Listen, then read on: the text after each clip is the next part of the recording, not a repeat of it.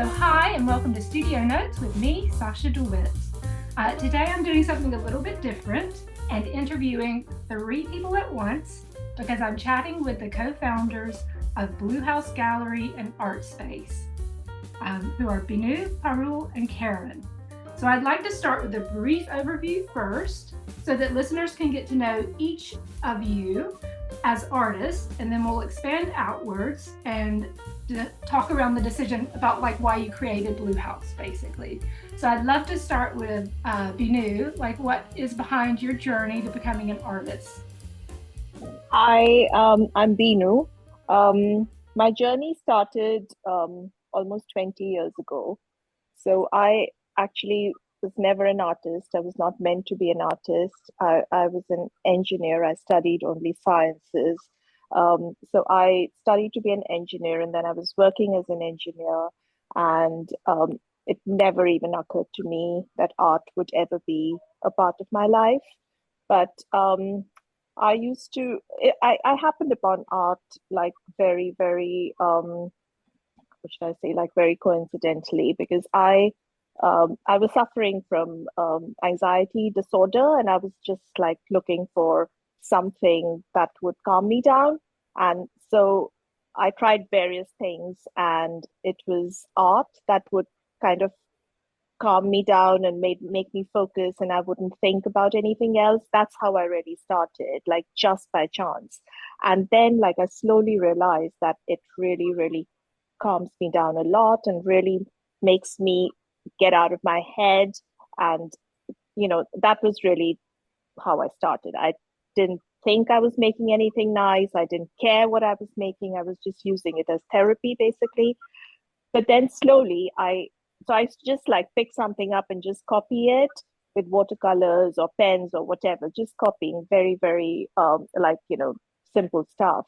And then slowly I started thinking like, okay, maybe let me try this, let me try something else. As I also started getting better from my anxiety, my mind became more free, and I was like more adventurous. So then I started that way. And then like some friends introduced me to a teacher who used to teach workshops. In the beginning I was like really resistant to learning from anybody because I was like, I'm too old, I can't be bothered to be taught. So I was like, nah, I'm not doing this, I'm happy to do whatever I'm doing. But then I did start so this was when I was in Singapore, and I found this amazing teacher who would not really teach you, she would just sort of help you discover yourself. So that's how I really got interested in it. And that was about 20 years ago. And I've been painting since. Like my styles have changed, the medium has changed. I'd started in oils. I'm now doing more of acrylics and mixed media. So yeah, that's where I have landed now. Crazy about art. I quit my job 5 years ago, and I just decided to make this my life. So that's really about me. I really love that. And I love there are so many people that I interview and talk to who come to art through sort of a mental health journey as well. So I Yes, love yes, hearing that, yeah, that how it started and that's sort of what started you off. And then as your mental health got better and your art is a part of that and that yes, journey continues. Yeah. absolutely. And you can like see it in my art. The art got happier, it got more experimental, and it just became my life really. Well, that's really nice. Thank you so much for sharing. No And worries. then how about you, Parul? So what's your journey been like so far? Yeah, thanks, Sasha. My journey's a bit different from Binu's. I have done art my whole life. It was the subject at school I most looked forward to. Probably, probably also for mental health reasons, but I probably just didn't know it. I found, uh, I was spent a lot of time on my own, so my mum would just give me like, here's some pastels and a notepad, or we'd go on holiday somewhere and she'd be like, here's some watercolors and a pencil and a book or whatever. Um and it was that or reading really. So I think I just always did it. And I think because of that, I probably didn't take it very seriously because I didn't really understand the value that, of having done it for so long until probably more recently. So I went to art school, my university. I have a design degree. And I became a designer. and designing is similar and different, same but different, I suppose. You get to be creative, but in a way, it's like having a safety blanket, because you have a brief and you have your budgets you're achieving, and whatever design you're doing, it's all the same. It's that formula, and then you just get to add in moments of creativity. But then a lot changed, like a lot of people, lockdown and etc. Kind of hit our family with a bit of a bang, and I decided to we had my so just briefly, but my husband survived a massive stroke, and I had already left my commercial job because I was going to go into interior design, hence keeping the design thread. But I started doing more painting. I was already doing a little bit because my job had become very boring and not so creative. But I just started. What I found was that to kind of get myself back into my life, I was just painting more. Weirdly, I've always gone back to watercolors, so I guess I would now be called a watercolor artist because that's what I use predominantly, but wasn't a conscious decision. I think that's what's always been with me. Even when I was a designer in my jewelry book, sketchbooks, I would always add color with watercolor. So sometimes I guess the medium chooses you. And now I think I'm happy to call myself an artist. The irony is I've only decided to do that recently, and I'm 47, and I've probably been doing it my whole life. So I guess maybe again, it's just like sort of being comfortable with yourself, really. And maybe we're all artists even if we don't decide we are. So yeah, there's a lot of learnings, looking back and thinking, oh yeah, I have actually been doing this for all my life, and that kind of thing. So yeah, my journey is quite different, but it has made me realize that being creative is just really important, and it's something I think I will always find a way of being creative in my life now. I think I realize that, and it's definitely something I now value to encourage to my children, who are both quite academic, but I would still say to them, I still sort of force them to be creative as much as possible. And they, even though they might deny it, I think they do enjoy it. So yeah, I guess that's my journey's maybe more traditional for some, I guess. Well, yeah, I mean, I don't know, because I think, not everybody gets to start out in childhood. So I think that's really nice that you have been doing it throughout your whole life. And I like that you've found value the longer you've done it. And I'd love to know, like, what helped you finally make that move into feeling confident enough to say that I'm an artist? Because this is something that I speak with a lot of women about. Yeah. They lack that confidence, even though they're clearly making art, they're creative, they're artists, but they won't say, yeah, I'm an artist. So what do you think gave you some confidence behind that? Yeah, I think it's a couple of things. I think I come from a family where, although I was encouraged to make art, I was also encouraged that it was like that's your hobby, that's your side gig. So when I then went to university, everyone was a bit like, what are you doing that for? And that's probably why I chose design, because I was like, well, I have to make it useful. So I think that was once I understood that was their definition, and I could, choose my own definition. That was probably what had something to do with it. And I think when a lot of things when you plan your life and then everything goes differently, you you make a lot of decisions, you get yourself back on track. And then I think I decided that, well, actually, I'm now redefining my life. And therefore, probably in the last since turning 40, and it's partly that, I had to redefine it. It's partly probably because I turned 40. Also, I think having children and really sort of realizing you have to lead by example. You can't get away with saying something, you actually have to live it.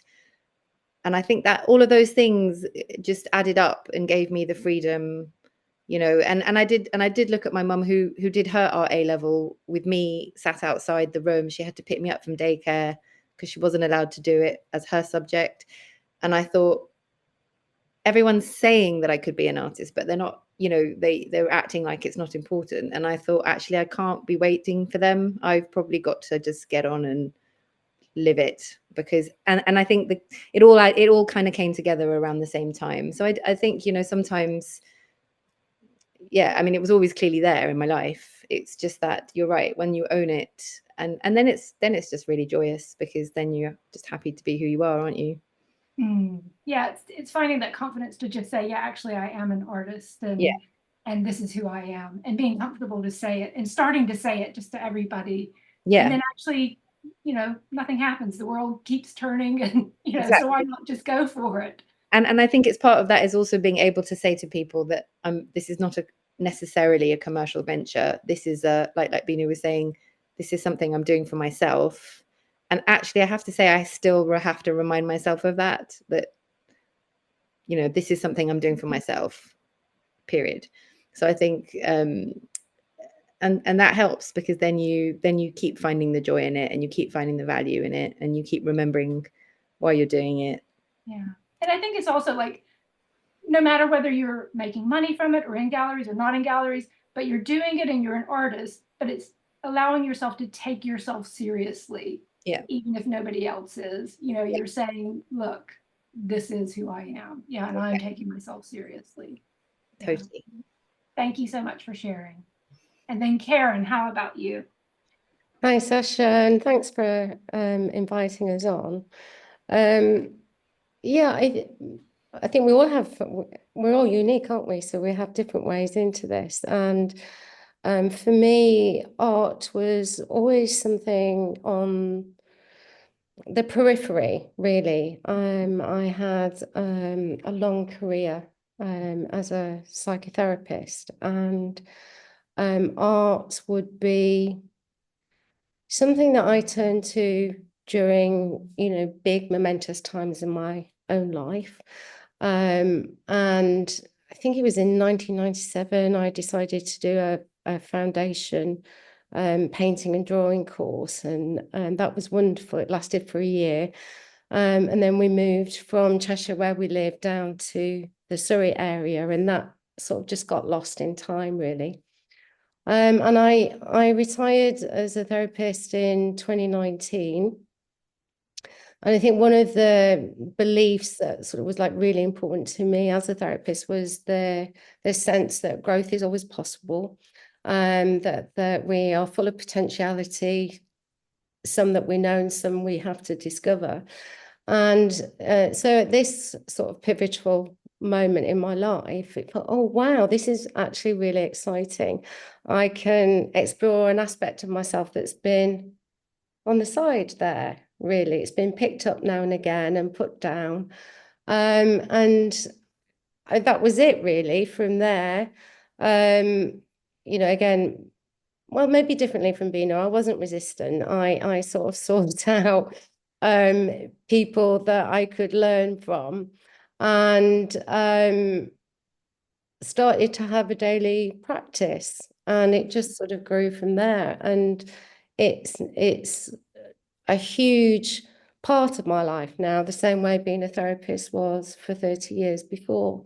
And I'm looking forward and hopeful, incredibly hopeful, that I have, well, at least another 26 years of a go at this, because it's just amazing, really.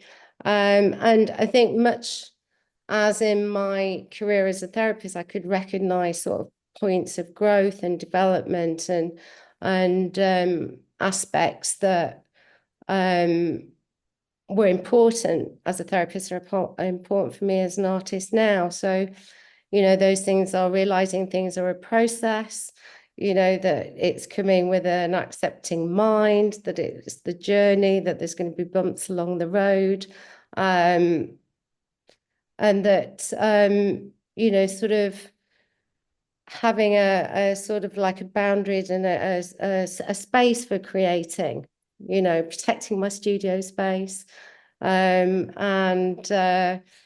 you know, allowing it to be a space where I can be sort of really quite free. And again, the sense of, I think perhaps I would say as a therapist, I would say about 4 to 5 years in, I was starting to find my feet. After 10 years, things were really integrated. And I can see that now, I'm now sort of, 4 or 5 years in and starting to feel, I'm really starting to find my voice now, that, there's an authenticity that's really important in the art that we produce, or it is for me. And I'm getting clearer and clearer, more comfortable in that. So it feels like a really exciting time. I love a couple of things about that. I love how your previous career is informing like how you are approaching your art now. And I also love when you said, yeah, I'll be doing this for like 26 more, hopefully 26 more years. And I think I always I always look for, especially female artists who are in their 80s, 90s. And I love to look at the work they're doing, but I also like to look back through their timeline and see, yeah, how long have they been doing it off and on, as a lot of women do. Sometimes teenage, early adulthood, children come along, family life, and then again, a progression after that, or they have a career and a progression after that. And I love to see all the different ways that we get where we're going. And I say all the time, it doesn't matter whether I get it right today or not, because I'm going to be doing this straight up to the bitter end. I better be doing it to the bitter end. And if I'm not, somebody's got something wrong along the way. Yeah, so I loved hearing that in your timeline, and I think that's really interesting. Yeah.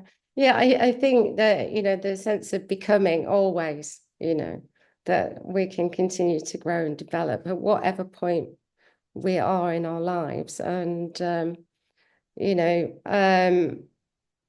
I just feel very, very grateful that this part of myself is being expressed now, that it can be more integrated and have a full frontal place in my life. And that also, like, another thing that you said was, and this goes into my next question, is sort of, you said you sought out people who could help and support. So this kind of goes into like, how did you guys meet? And how did you then decide to set up Blue House? So you can all unmute yourselves. We'll be okay if we talk over each other, it's fine. Yeah, so how did you meet, first of all?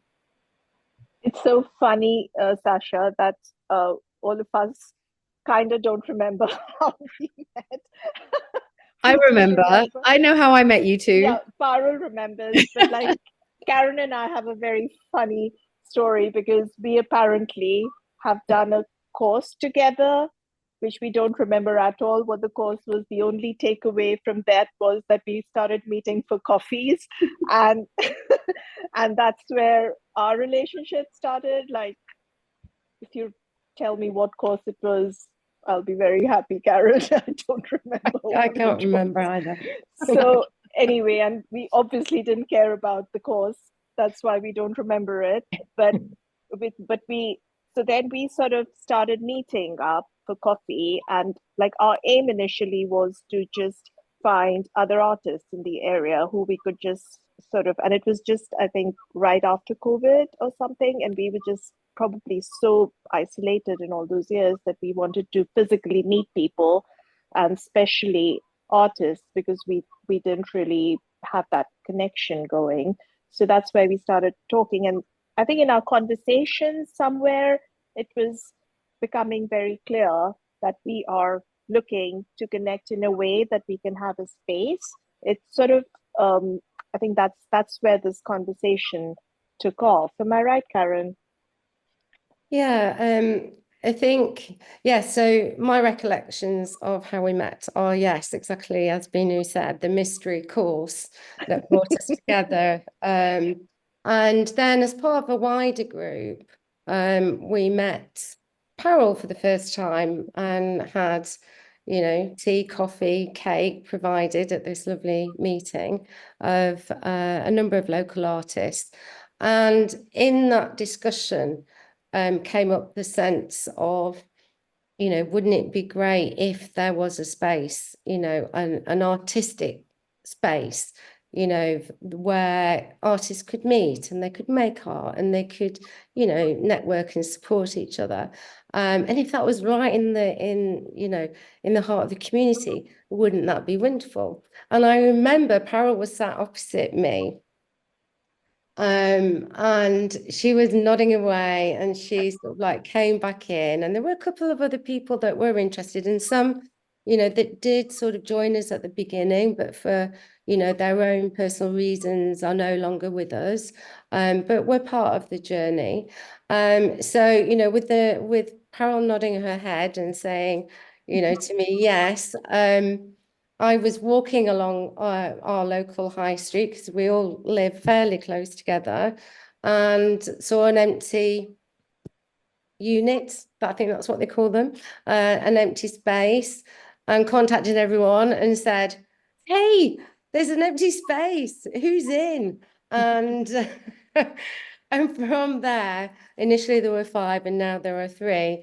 But yeah, so it was for me, it was like a conversation and a recognition from other people that there was an interest. It's an interest, yeah. And then from there, it's about acting on that nudge, and other people responding, and sort of getting the energy together to take the risk, because it has been a big emotional, psychological, financial risk Yeah. to do this. So, you know, And I think, yeah, in the sorry. beginning, I think we were not that even like, it wasn't like 100% clear that this is what we're going to do. It was like we found the space, I think, before we thought we would find it. And then we started, you know, thinking about what we're going to do and all this. So it was like, it just kept developing as we were going along. So like a lot of things, we were just winging it. And that was the beauty of it, because then, you know, a lot of things we did were not so great, and then we did things which worked out way better than we thought it would. So it's been incredible that way. I think one of the things, oh, sorry, go on. I was gonna mention as well, because I haven't actually said where you guys are located, which is in Esher, just in case people don't know, because it is interesting about you're close to London, but then there's no real community there in terms of art and what's feeding into you guys where you live in your locale. And Parul, you can go on. Thank you. Actually, well, no. So I had like 2 points. One was just that I thought I was meeting some other artists for some coffee, and for that reason, because I used to live in London, and I thought, I bet there's loads of artists doing what I'm doing, working on the kitchen table, you know, garden rooms, whatever. Where are they? And I reached out on Instagram, and I just sort of, you know, had a website. So I looked, you know, like a real person, and hopefully, you know, didn't look sort of like a complete, you know, it was odd to have to do that, go online, and for me, my generation, and then find artists. And it was because I was thinking, if this was London, there'd be loads of spaces. I think I'd stumble upon them, and I didn't really want to have to get in my car and drive half an hour. I wanted something local. So when Karen was like, "Who's in?" I just thought to myself, I had an art teacher once who told me, if you don't know how to make the decision, think about yourself in the future and look back, and what will your future self want? So I just thought, I will walk past their space that they've created, and I'll be jealous. And so I was like, I know I will be. So I just thought, you know, take the leap and see what happens. And I remember there was a couple of things that we talked about. One, we didn't want it to come in the way of making our art. And I can say for myself, and I'm pretty sure Karen and Binu would agree, that I think it's really enriched my practice for many, many reasons. And, you know, meeting people, being in a space with other artists, to validate lots of things. But also, I think one thing we always, and as Binu said, it was an organic growth of what Blue House will do. And it's still very much, you know, it's 1 year in, it's our 1 year anniversary now. So it's still very much growing. But one thing we always used to say in the beginning, and we still say, is like, what do the artists want that are coming and using the space? Because obviously we're 3 artists and we know what we would want, but we still say that a lot. And I think there's something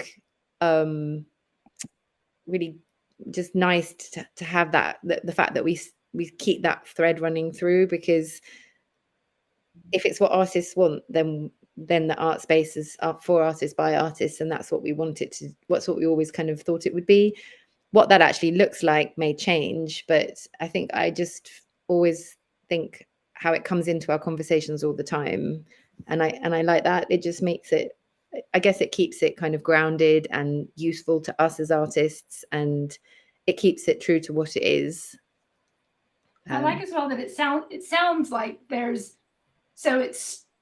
this idea, then suddenly this space came up, which was really nice, and you recognize the value of the space and the location because it is on the high street and it is a really gorgeous space. You guys have turned it into an even more gorgeous space than it was when it started, but yeah, like I think recognizing the potential of that space was really good. And although you've called it winging it, I'm going to say it sounds like it's a very organic process. So it's organically happening. You see a space, you're listening to artists, you're listening to yourselves as well as to what this space can become. Yeah, we have actually been constantly taking feedback. Like every now and then we sort of get together and we sort of touch base and say, how are you feeling about it? Is it going somewhere else that we didn't want it to go? And we sort of, bring it back, because we don't want to really go far away from what we set out to do. And that was to support artists and to be, there for other artists, as well as to enrich our own practice. So that's why we sort of keep, looking at it again and again to make sure that we're not turning it into something that we didn't set out to. So that kind of leads into my next question, which is actually, what has your space become? So I said Blue House Gallery and Art Space. So I know that you do a bunch of different things. So can you talk through some of that? What are you doing? What are you offering? Shall I take this one? Yeah, we're rotating the starts. Yeah, let's do that.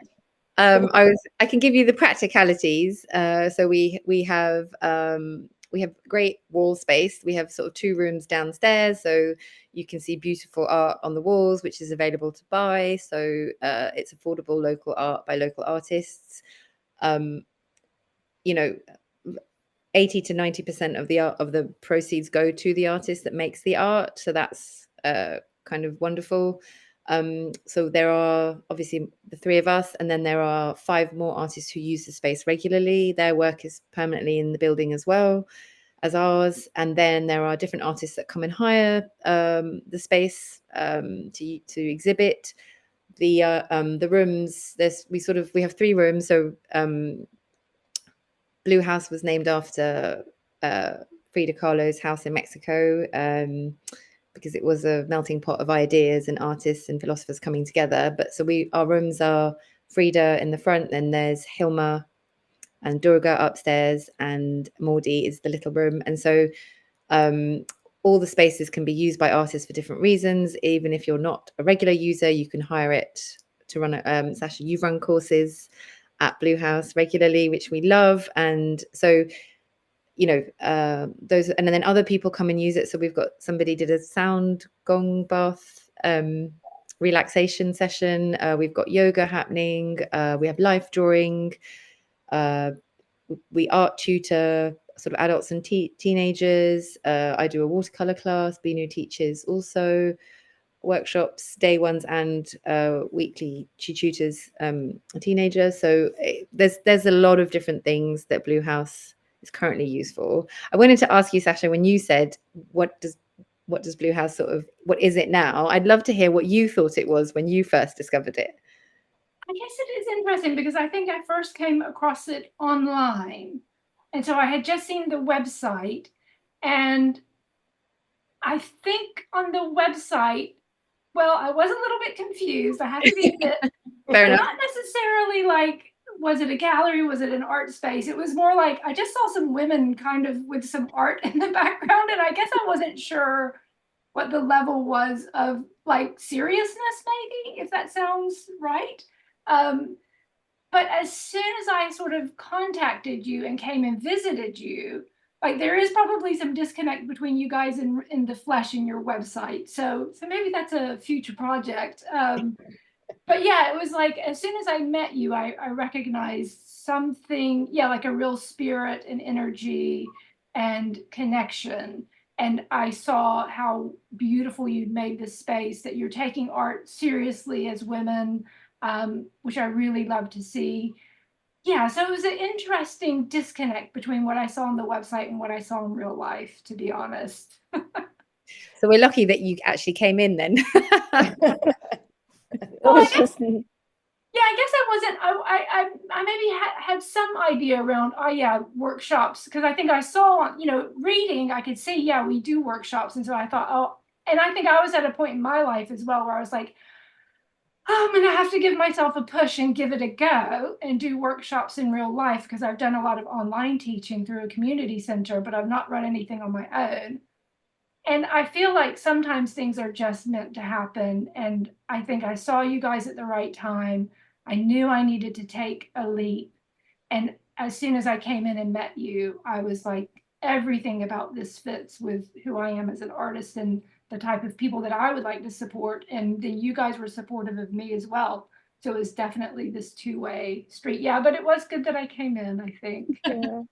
I And think it's also because a lot of like generally people will think it's a gallery because that's what people mostly see, because there are galleries, and it's like there are not many spaces around that are a gallery and an actual working space. So I think that's the other reason why that there could have been a disconnect, because there aren't many spaces where you could actually see artists creating in the space where you're displaying.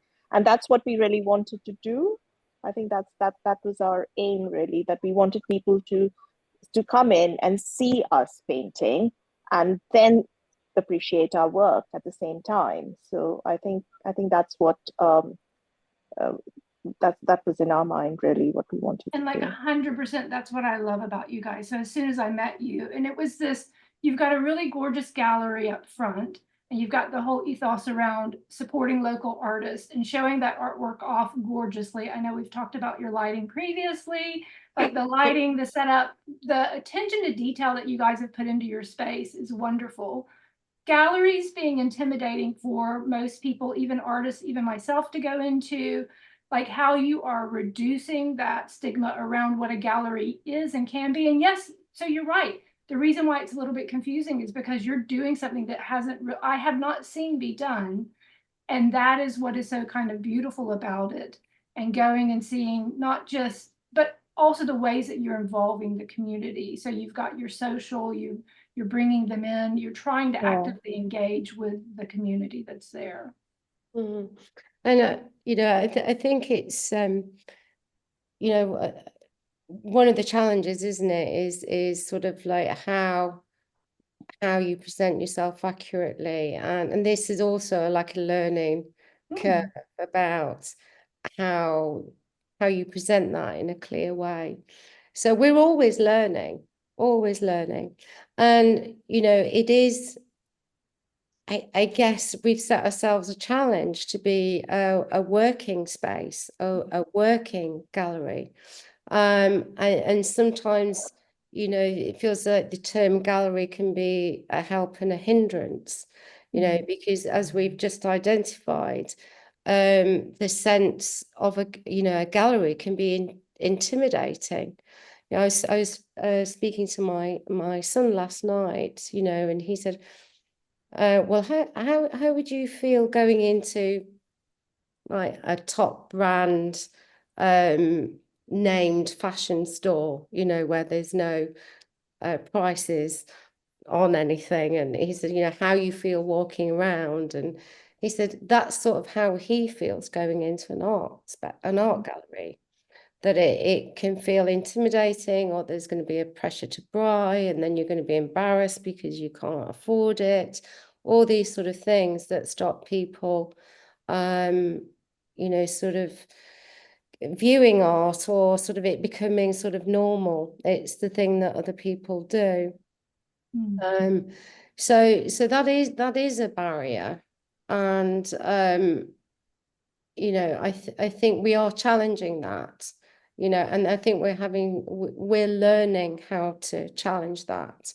And I think that will be an ongoing learning.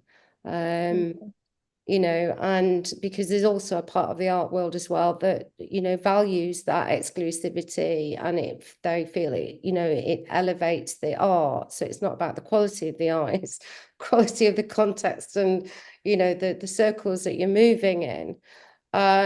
So we're sort of battling on I don't know if that's the right word, maybe it is, on two fronts there. But I think we've got to find our own way. And certainly our experience is that when, as you said, when people meet us and interact with us, and you know, our community, the people of Esher and surrounding areas, have just been fantastic, you know. And you know, for me, that was one of the things about being actually in the town itself, doing the work. There are lots of spaces that are big, you know, warehouse centers, you know, that with like hundreds of artists and stuff going on, or, you know, around the county. But I guess, like, you know, for me, it was about, you know, bringing art home, not literally just the, you know, from Blue House into your own personal home and having it in your wall, but it being in the home and heart of the community. And I feel quite passionate about that, you know. So Well, even I've noticed, I think recently I saw on an Instagram post that you hosted the monthly meetup for small local businesses, and like that to me says everything about who you guys are, like bringing in those local businesses and also troubleshooting as a local business, like how can we make this high street better, you know, all the issues that are around running small businesses. Yeah, absolutely. That has been like right from the beginning. We've been part of the Esher Chamber of Commerce. We attend all their meetings. And so like slowly in like it's been a year, and now like people are like, oh my God, we can't believe it. Has it just been a year? We feel like we've been around forever. You know, that's the response we get, because yeah, we have really tried to communicate with the community, be part of that, be like, you know, really inclusive. So I think that's really helped us as well to build our profile, to let people know who we are, what we do, and it's been growing ever since. And I think it's, sorry, Parul, I'll say this and then I'll shut up. I think there's also been a bit of an impact on the community, you know, the community, like things like there's an Esher in Bloom, they have a planters club, and since we've been there, they've been interested in getting all the planters painted with, you know, so we've painted the ones outside Blue House, and suddenly art is sort of like appearing, not just inside the buildings but outside the buildings, and that's very exciting as well. And it's those sort of unintended consequences, the unforeseen impact that you have by being right there on the high street. I love that, like art is spilling out of the Spilling gallery out, into the street. Yeah, absolutely. We've never thought about that when we started off. So yeah, it's been That's amazing. nice, those unintended consequences. That's a really nice, way for it. And I was just going to say as well that the support that we have felt without sort of realizing, I definitely didn't expect it. I don't know what I expected, but immediately there was a lot of support from local artists, and that was wonderful. People were just walking in and going, what is this space? And we were telling them what we thought it was, because it hadn't quite become that yet, we were, and they were like, that's amazing. And so we were like, oh, right, okay, great, yes, that's definitely what it is then. And and then you sort of build on that, and then it's turned into, not only did the artists support us, but then the community have sort of voiced back to us that they are happy to see us here. They want to continue to see us here. And where we started this, I think, or at least I did, to enrich my community for myself, the fact that it's you know, enriching the larger community and vice versa, you know, we're sort of, that interaction is just wonderful. I think, yeah, it kind of slightly gives me goosebumps to think about it, that this, the support and the just, you know, that's just a really great feeling. And to do that via art of all things is just, yeah, really quite remarkable. Yeah, I love that. And you've mentioned several times that it's your 1-year anniversary. So my kind of overarching question is like, what has been a high for you and what has been a low for you? Because we also like to keep it real. So what's been something that's been really good and a low as well? And how did you get through the low? Well, there's lots of highs actually, but I think one of, you know, what they have been really, I suppose, for me, have been the sort of the sense of relationship that has built up. And you know, there've been like many moments on the way, sort of things like, you know, the mayor coming down to, you know, welcome us, you know, with all his chains on, and that made us feel very important at the beginning. You know, having our first sort of like visiting exhibitor with us, you know, sort of the art socials that happen where, you know, different creative people from different sort of backgrounds, photographers, writers, you know, musicians sort of like come together, and seeing that build up. But I think the high is that sort of is pretty constant for me, is the relationships that we've built and how that really both inspires, pushes. You know, I've been pushed in the art that I create, and the boundaries of it, and how I'm thinking, and also maybe this is a low, but you know, the moments of self-doubt, or the oh, this is awful, I'm awful, I can't paint for toffee, you know, and all of those judgy stuff that might come in the room.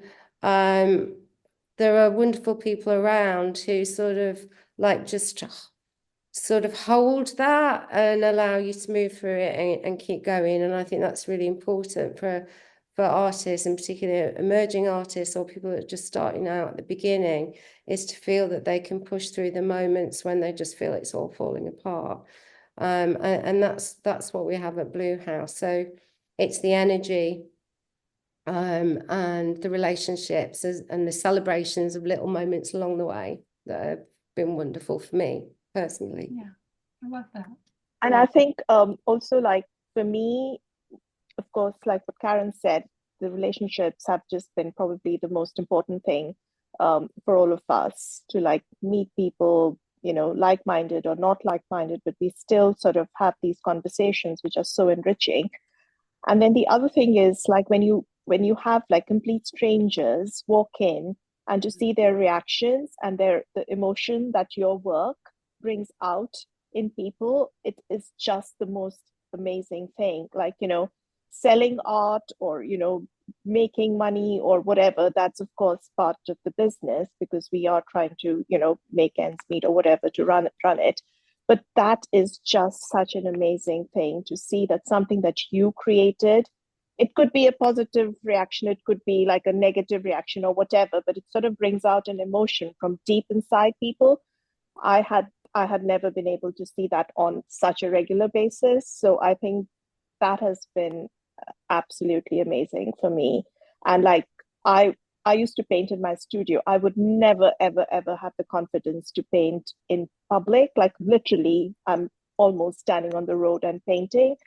I'd never thought I would be able to ever do that. And I do that so coolly now. Like, you know, it's second nature to me now. So it's like, it's just, I don't even want to think about the low points, to be very honest. It's just been so amazing that, like, the low points are, yeah, fine, whatever, the electricity bills are too high or whatever, we can deal with that. But you know, this is just absolutely the most amazing experience of my life, I can say.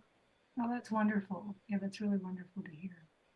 Yeah, I think also like it's interesting because the exposure that Binu that you're talking about, it's so positive in so many ways. But I think also for for me, I was, moving from designer to artist, if you like, or designer to painting, whatever. And so I was looking at art differently when I came to it. And I knew one of the reasons I wanted to be part of a group of other artists or in contact with other artists regularly was to grow that side of me and that side of my work and my practice.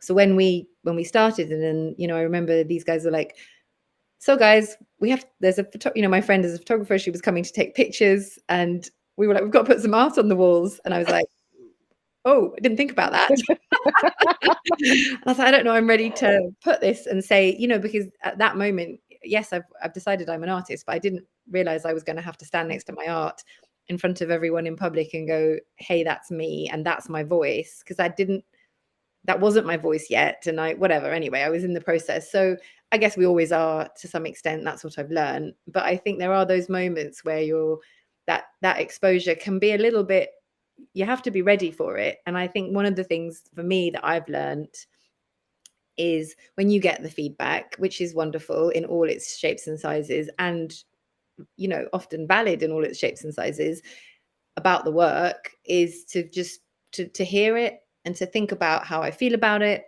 and then allow myself to bring it into my work, into my thinking, or to say, oh, that's interesting, but I'm kind of good with what I'm doing, or actually I love that, I need to think about that more. And I think that for me has been a process.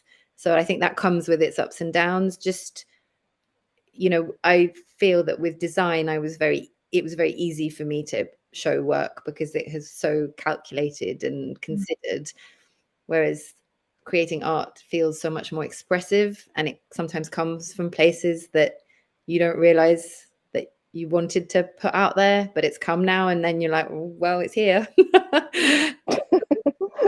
So and I think so, yeah, that I think apart from that, like Binu said, there are the practical lows and things, but from an art perspective, I think that that for me was quite a big learning, still is. And Yeah, sorry, I was just going to sort of echo what Binu and Parul said about the interaction with the public and the response to your art. And I think one of the highs, was the first time Binu and I took a painting round to a customer's home and placed it in their space. And the look on their face when they realized how well it had gone into the space, and just the joy that brought them, because it just completed something for them and they'd made the right choice, and that was really beautiful. And again, we don't always get to see that as artists. Someone's buying from us, say, online or whatever, you may see a picture of it, but actually seeing the moment of that person really appreciating it in the space, so but also as well, I think there is something, again, another high, which is going to sound like a weird high, but reflects, I think, what Parul is saying is the development of resilience. Because our work is there permanently. We're very used now to some people coming in, making a beeline for somebody's work and ignoring the rest of the room. And it's sort of like that builds up a resilience that actually, as Parul says, you stand by your own work. You can do that. And it's not, there isn't a sense of rejection because they've chosen someone else's, because it's the realizing that one particular way of working or this particular painting just touches the heart of this person in this moment, and that's where they're going to focus their attention. So I mean, that is also sort of like lifts a lot off your shoulders as an artist. Absolutely, yeah. I think it's interesting as well, because as you're artists who own a gallery, so you're also doing curation, and those are such different jobs and roles, curation, selling, but also being the artist separate from that. And I think that's really interesting to see how all of those come together and what you've learned from it. That sounds really interesting that it's not personal. I mean, it's never been personal. One person walks in and loves one artist, one person walks in and loves the other artist. Yeah, it's really interesting to find that part of yourself. Yeah, I think the curating has been, again, a very, very great experience. Like when we curate, we're doing like an exhibition and we bring everybody's work out, and then everybody is involved in that. You it's not just you. So you have to learn how to navigate like 8 artists, and how everybody wants to see work in a certain way. That was quite a challenge in the beginning, but it's worked out really well, and we learn from it. Sometimes we curate it one way, and then we try to do something different next time, just to keep it fresh. And yeah, that's been really interesting as well. That sounds really good. So what are your I know you're growing organically, but what are your plans for sort of 2025? What are you thinking is going to be happening next for the future? Well, I think, oh yeah, so I think one of the things for us, or for me, yeah, I think for us, it is integrating these two aspects of the making and the selling. Yeah. And again, I think that's a learning curve, and recognizing that as artists, we don't necessarily see ourselves as sort of like business people or sales people. So there's a skill in that. So I think continuing to do that. We've had an amazing year, and I think for now, going forward, it's about building on the success that we've had this year.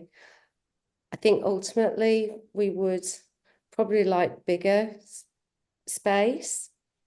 So that's something that's sort of hovering on the edge of awareness, just so that we can sort of offer more flexibility in what we can offer. But when you asked the previous question about the lows, I mean, that the lows are about sort of managing the cost of maintaining a space. We as founders, we do sadly have to charge people for using the space. We're not a charity, we're not a non-for-profit. We've put ourselves on the line as a business, but with a value of Blue House itself making enough to maintain itself, and the artists getting as much from their sales is absolutely possible. But we do need to keep the lights on. So we try to keep the charges within that sort of framework. So, we don't take salaries or anything like that. If whatever we make is whatever we sell, or whatever workshops people do. So, I mean, or run. So that is a challenge. And I'm aware that next year business rates are going to change. We're going to have, all these things start to impact. So, but having said that, we've got through a very difficult economic year nationally, in a successful way. I am absolutely sure we will do the next 12 months. And I would just like, for me personally, I would like us to continue to grow in confidence, both as artists and as a space, that we're offering a diverse range of workshops as well as art for people to access, and just to keep building. We're in our first 2 years, so the first 2 years is about establishing. I think I'd like to get our name out even more, for people to know who we are. And bridging building on success, really. Yeah, and I was just going to say, to add to Karen's point, build, that gap that we talked about in the beginning, that it's how do people differentiate? Is this a gallery? Is it an art space? If you're not, a lot of people walk in and immediately want to make known to us that they are not creative. Yeah. It's almost like the barriers, because they're in this space and maybe their partner's taking them in, or their kid or their dog has wandered in, and and they're just sort of following, and yet they're enjoying it, but they're a little bit unsure. And I think if we could create I know you've mentioned that it's an inviting space, but it would be lovely if we could just take that further and figure that piece out, because there are a lot of learnings that we can build on, and the successes that we will build on, as Karen was saying. But I think for me, it would be wonderful if, that was something that got clearer as 2025 rolled on, for the public as much as for us, I think. And for people, how wonderful if it starts to become normal that you can have a working gallery that people can come into and either work in or purchase art, or, as I said to someone the other day, looking at art doesn't cost anything, so please come in and have a look, and just enjoy it. Just, it's on your high street, and I think that's probably something they hadn't heard from something that looks like a gallery but perhaps behaves a little bit differently.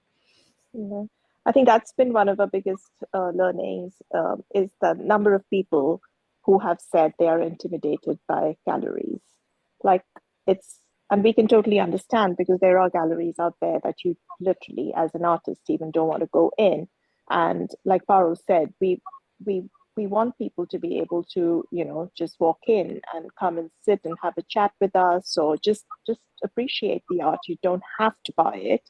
We'd love it if you bought it, but just have a look, and even bring your kids in. Like, so many people walk in with their children, and let the children understand what art is. And that's also been another focus of ours, that we've tried to introduce art to teenagers and younger people, because to understand that they can build careers out of this, and you can have this in your life throughout. So I think that's another thing that we will continue to focus on. And I think what I see you guys doing, and what I think is a really important shift, is sort of deconstructing the old ways of galleries being gatekeepers, which is what we're talking about when we talk about like high level, top tier galleries, blue chip, whatever.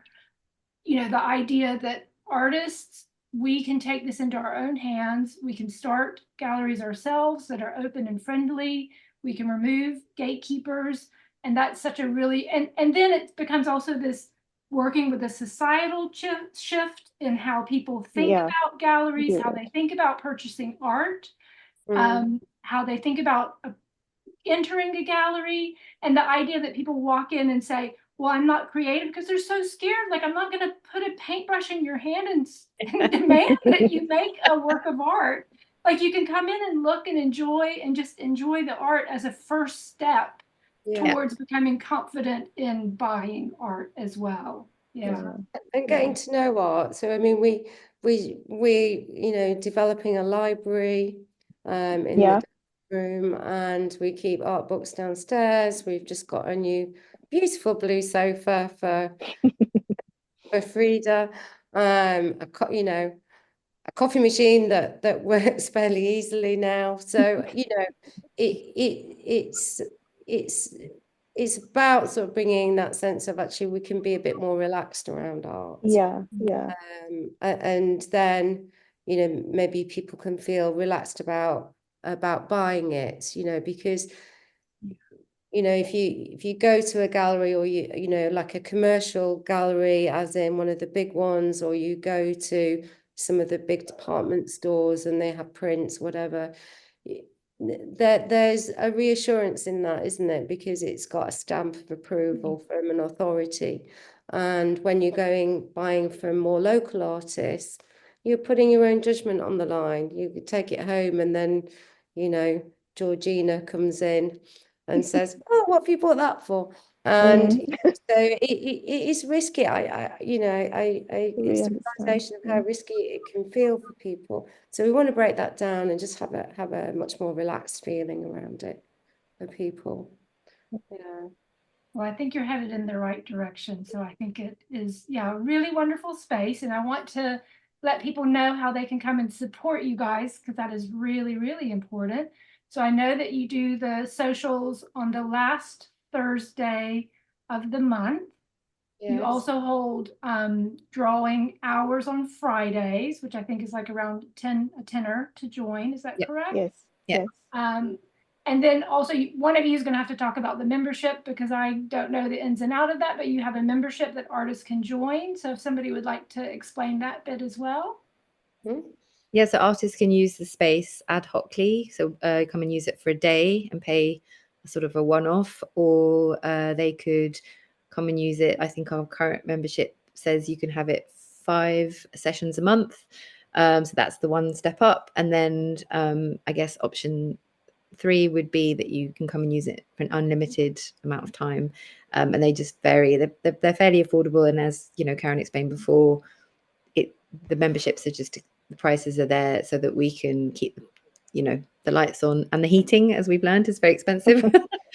And generally, you know, yeah, and keep it sort of also user friendly, so that there are enough people in on different days, you know, so that it's you have enough space that you require, because it's as wonderful as the space is, you know, it isn't the biggest space, so we have to just manage that kind of thing. But so that's what the membership entails. And we are also going to be introducing some weekend days when the gallery, like for Sundays, for example, where we'll be open,